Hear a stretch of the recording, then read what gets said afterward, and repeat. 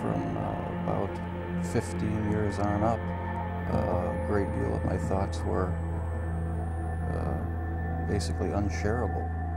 We are all evil in some form or another. Yes, I am not 100%, but I am evil. My mother was a sick, angry, hungry, and very sad woman. I hated her, but I wanted to love my mother. This is Serial Killing, a podcast. Hello again, and welcome to Serial Killing, a podcast. My name is Alyssa Carroll, and I am the host and the creator of @serial_killing on Instagram, where we go through the life stories of serial killers to see if we might catch a glimpse of why they displayed their famous, vile, and disturbing behaviors. Special thanks to some of my patrons, of course: Katarina, Robert, Florence, Teresa, Sarah, Sophie, Nanette, 2 Emmas, Emily, Wannabe Sleuth, Gabrielle, Gaylin, Cassandra, Bree, David, Judy, and John. Thank you so much. I really appreciate you guys. This podcast is going to be on Joe Metheny. Now, it comes with just a slight disclaimer because this is going to involve cannibalism, so there's that. Joseph Roy Metheny was born on March 2nd, 1955 in Baltimore, Maryland. So let's get into some history for that time. The USS Nautilus submarine became the first operational nuclear-powered submarine. It was decommissioned in 1980. Also this year, the polio vaccine was declared safe and highly effective. Middle Eastern nations and the United Kingdom formed a cooperative pact similar to NATO. The Soviet Union and its Eastern Bloc allies signed the Warsaw Pact, integrating the military, economic, and cultural policy between the several communist nations. This is also the year that the U.S. begins its involvement in the Vietnam conflict. This was also the year that Rosa Parks was arrested for refusing to give up her bus seat to a white passenger in Montgomery, Alabama. Germany joined NATO. In the UK, Ruth Ellis was the last woman in England to be executed by hanging at Holloway Prison. Popular fast food chain McDonald's began this year. James Dean starred in the movie East of Eden and was then killed in a car accident. Popular movies in 1955 were Oklahoma, Rebel Without a Cause, To Catch a Thief, and 7-Year Itch. Popular singers at the time were Elvis Presley, Chuck Berry, and Fats Domino. Other notable people born this year were Whoopi Goldberg, Steve Jobs, and Bill Gates. So this was the atmosphere that Joe was born into. Joe's parents were Audra Earl Metheny and Jean B. Elliott. Audra was born in Terra Alta, West Virginia in 1913. Joe stated he was one of 6 children that the couple had. Though information about either of his parents is sparse, to say the least, Joe said that his father was a laborer and a hard worker at that, but he was also a terrible alcoholic who died in a car accident when he was just 6 years old.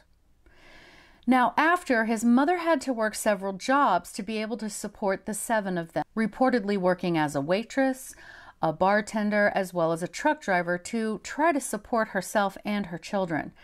But Joe described her as neglectful of her children. He said that his childhood was spent mostly hopping from foster home to foster home.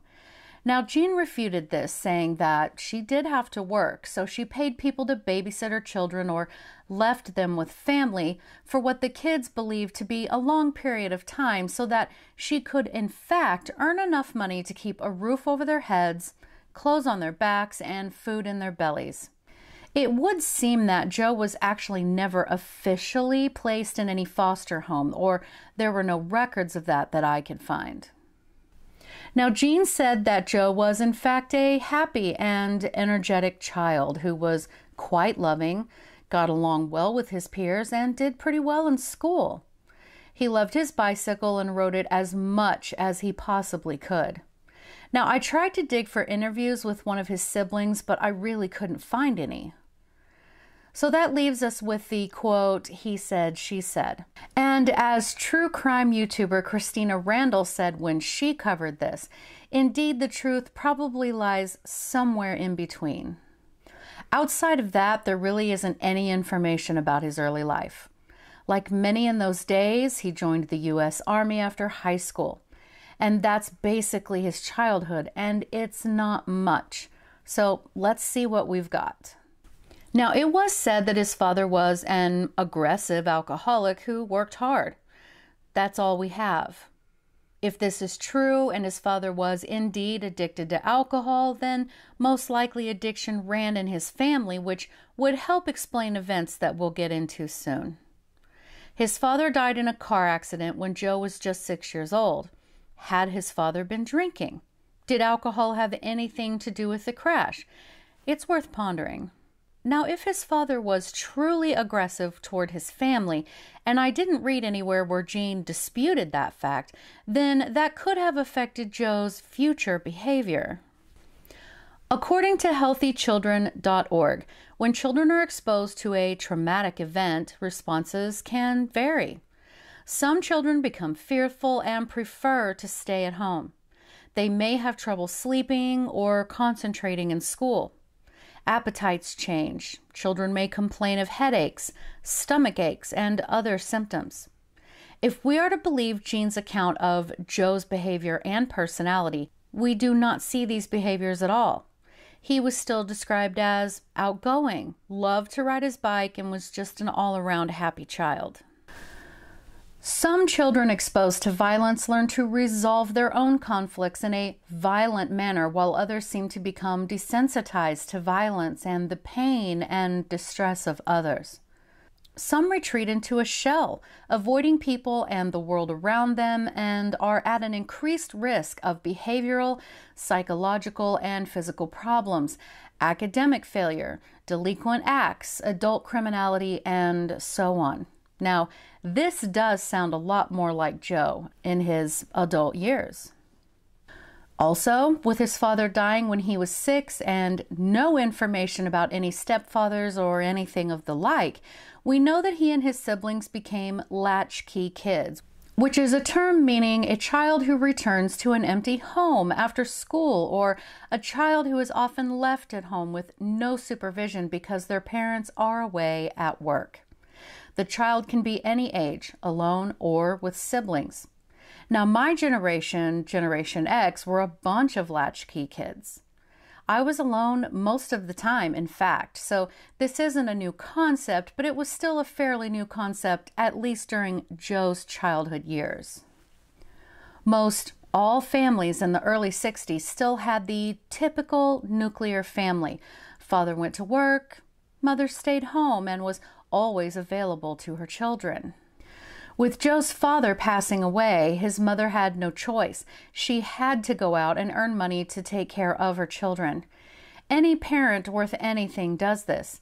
You must do what has to be done to ensure that your children have what they need. I think it is acceptable to assume that his mother didn't want to be away from her children as much as she had to be, but one must do what one has to. Joe wasn't the oldest sibling, and he wasn't the youngest either. They had each other and babysitters. No, it's not ideal, but it's what had to be. And then we have his mother doting on him and his childhood behavior, saying he was loving and a good student, all around happy child. Now, Joe differs and indicates she was less than maternal. I'd say her description probably closer resembles the truth than his, but we really don't know. So let's continue. In 1973, the now 18-year-old, 6'1" Joe joined the Army. He would later say that he was sent to Vietnam for a tour of duty. However, His mother said that he was stationed in Germany, and then some other place said that he never left the States. Sources do say that there is no record of him ever being in Vietnam.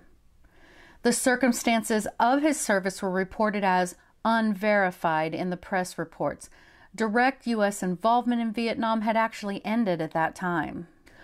So again, we are left not knowing entirely where he was. What we do know is that he was part of an artillery unit, and while stationed wherever, he started abusing drugs and quickly became addicted to heroin and was also using cocaine. Another thing that he and his mother could actually agree on was that after he joined the army, the two of them barely spoke after. Jean said, quote, "He just kept drifting further and further away. I think the worst thing that ever happened to him was drugs. It's a sad, sad story." End quote. Now, once Joe left the military and was back in the States, if he ever left, Baltimore, Maryland was where he landed, and he continued using heroin, and heavily. Joe also didn't have a place to go when he returned home, so he was essentially homeless and befriended a group of people in South Baltimore who were in a similar state, and they all hung out together and did drugs, living in squalid, makeshift camps. His temper and aggressiveness very quickly became well known within his community. And not only was Joe doing hardcore drugs and drinking, but he was also beginning to commit petty crimes to support his habit, as that often happens in these circumstances. And again, he was not a small man. He was over 6 foot tall, and though sources differ as to just how overweight he was during this period, it is safe to say that he was a large and imposing man. Most sources saying he weighed about 450 pounds. He would get into trouble, get arrested, and then be let out. Rinse and repeat.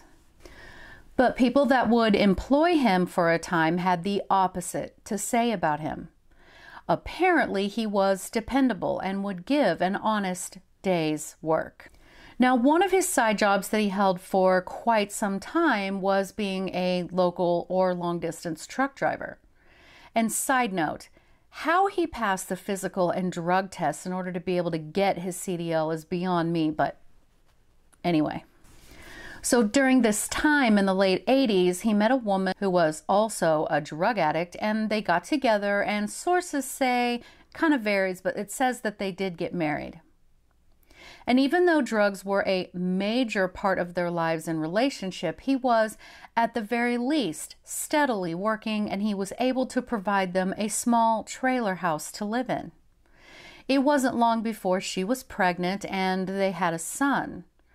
And not unlike his own mother, being a truck driver meant he was gone a lot. You see, people like to be able to go into any kind of store and have all of their favorite things right there and available on the shelves. Quite literally, the only way this happens is when a truck driver has to get up and leave his family for long periods of time and drive those goods clear across the country for you. So side note, be nice. So Joe left his family to go to work, and life seemed pretty good for him for a few years. But then in the summer of 1994, the now 39-year-old Joe came home off the road. Here are his own words. Quote, "Then I got off and went home as I always did. But when I opened the door and turned on the light, I noticed there was nothing there. My old lady had taken everything, including my son, and left me. Her leaving was not my problem, but she took my 6-year-old son with her. She was a crack addict and a worthless piece of shit. I would have paid her to get out of my life. All she had to do was take my son over to my mother's house, and she could have had everything else and be gone. I found out 6 months later she had moved on the other side of town with some asshole that had her out selling her ass for drugs. They got busted for drugs, and they took my son away from them for child neglect and child abuse. I had no chance of going to social services and trying to get my son back due to my past criminal record. So I took it upon myself, with the hatred I had for these two who lost my son, to go looking for them. I had found out from someone that they were going under that bridge and getting high with some homeless motherfuckers who lived under that bridge." End quote. So it's safe to say that he and his mother were at least on speaking terms at this point again, but his son had indeed been taken by social services and put into foster care. Joe was livid, and that's putting it mildly. A drug-fueled rage, if you will, is what happened. He went to the area he had been told the couple were frequenting to find his now ex-wife, who was a sex worker at this point, and the man, because quite frankly, he wanted revenge. Now, he approached the two men under the bridge and asked them if they knew or had seen his wife and the man that she had been with. These men stated that they had not seen her, but Joe was convinced that they had done drugs with her and her new boyfriend, and he became enraged. At first, he walked away for a moment, but then he went back and he attacked them. He murdered both of the men with an axe that he had, dismembering their bodies. He then went back up to the hill, up to the bridge, and eventually found a sex worker who he then lured down under the bridge with him. He said, quote, "I got her high and was trying to get information out of her about my old lady's whereabouts.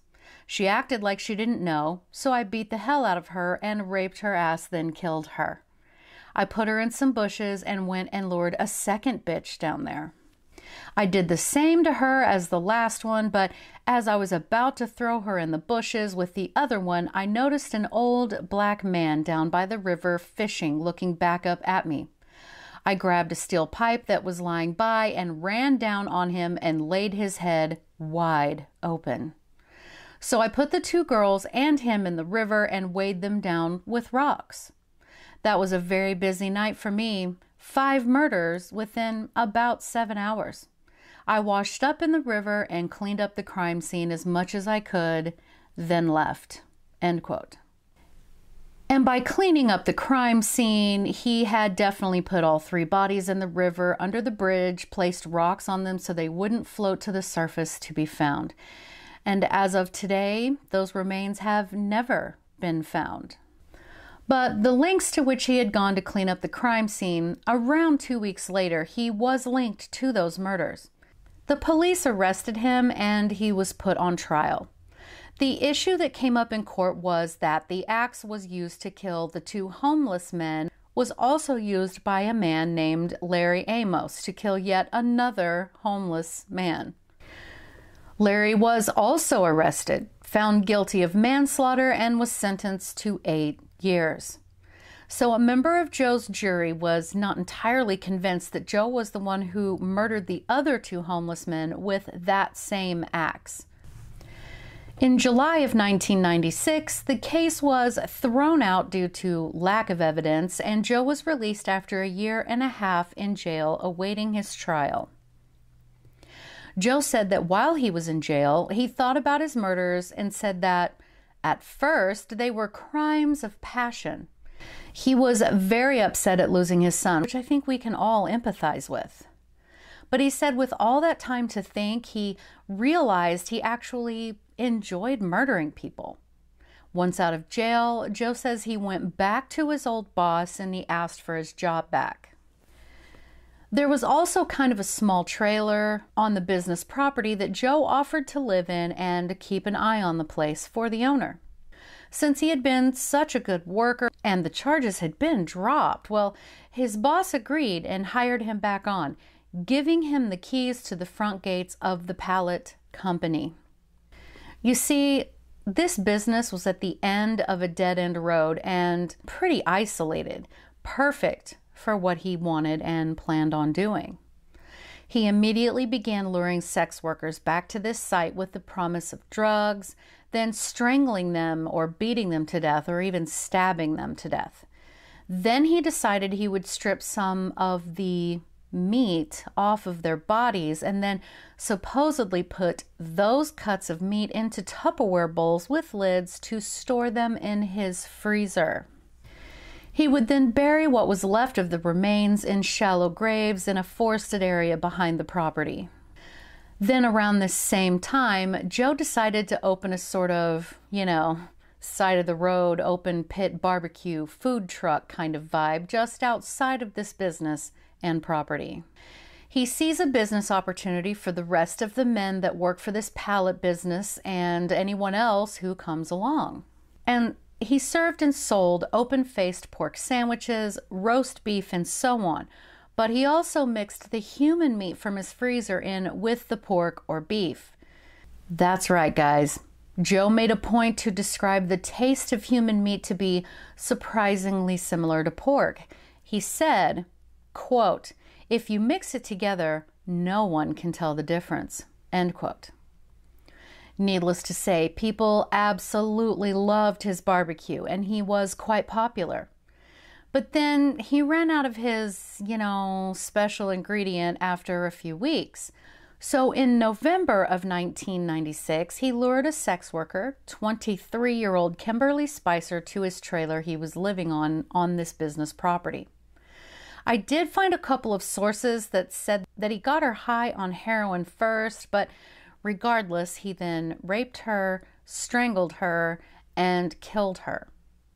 Then in December, he lured another sex worker and personal friend, Rita Kemper, to his trailer. They did drugs together, mostly cocaine, but on this night, when she would not agree to have sex with him, she attempted to leave the trailer and he stood up to come after her. She took off running and he burst through the door, chasing her. In his own words, quote, "I lured another bitch up to my trailer. I got her in there and started to rip her clothes off and knocking the hell out of her. She was screaming, but there was no one around to hear her except me, and I just kept on laughing at her. I turned around for a split second, and that was my mistake, for she ran out the door before I could get to her. There was an 8-foot chain link fence with barbed wire on top of it around the front of the company. There was a stack of wooden pallets next to the fence about 10 feet high. That bitch scaled those pallets like a monkey and jumped the fence and ran down to the main road where some guy in a pickup picked her up and took her to a nearby gas station where they called the cops." End quote. He reportedly yelled at her, quote, "I'm going to kill you and bury you in the woods with the other girls." End quote. However, Rita was able to escape him and she did go straight to the police. Realizing what was about to happen, Joe stated that he gathered up Rita's clothing and the keys to the front gate. He opened them and walked through just as the police were arriving. Joe said, quote, "They took me down and booked me. She had told them that I said I was going to kill her like the rest," which was true. "They had me sitting in a little room down at Homicide, drilling me and damn near kissing my ass, trying to find out what I had done." End quote. Joe was indeed arrested and quickly confessed to his other murders, and 3 days later, he led police to some of the burial sites where he had buried the remains of the women. One woman who he had decapitated was identified through dental records. So in the end, he claimed to have killed 10 people in all. Joe blamed it on the drugs and alcohol, and his lawyer even made a point to say that he was remorseful. During one of his hearings, Joe said that he killed because he enjoyed it, that it gave him a rush and a high unlike any drug. He said, quote, "The only thing I feel bad about in any of this is I didn't get to murder the 2 motherfuckers I was really after. That's my ex-old lady and the bastard she hooked up with." End quote. He also said that he would not be apologizing to the families because his apology would be a lie. He was sentenced to 50 years after one trial, then sentenced to death in another, but it was reduced to life without possibility of parole in the year 2000. Joe was found dead in his prison cell at the Western Correctional Institution in Cumberland, Maryland in August of 2017 at the age of 62. I tried, but I couldn't find what his cause of death was. So, Murder Fam, what we have here is a thrill killer. Their kills can be either premeditated or random, and they are motivated by the excitement and rush of the actual act of killing. Most identified thrill killers are usually younger males, but the specific profile characteristics do vary. Most will go on to say that they felt inadequate and were driven by a need to feel powerful. The concepts behind sadism is common in thrill killings. They often degrade, torture, and/or rape their victims, but basically they don't commit murder because of mental instability, the need for sexual satisfaction, or because they feel animosity toward their victim.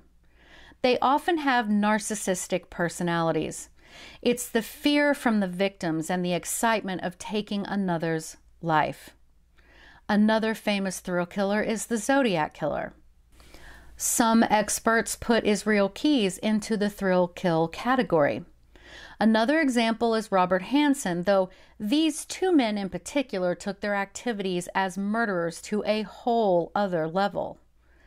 It is agreed that there is an inability to feel compassion or sympathy for their victims. Now, do I think Joe's childhood led him to be a serial killer? Well, in my most humble opinion, no. I see no childhood experiences that he would have had, or head trauma experienced, or anything of the sort that would rob him of his empathy. He says his trigger was his wife taking their son and then losing him to social services, which again, anyone can sympathize with. But I strongly believe that he had this potential in him long before the murders even began. But that's just me. What do you think? Leave me a comment if you're watching the video down below, or you can DM me on Instagram, serial_killing. You can email me at serialkillinginstagram@gmail.com, and as always, thank you so much for listening, because I know you could be listening to anyone else, but you chose me, and I appreciate that. Thanks, and have a great day.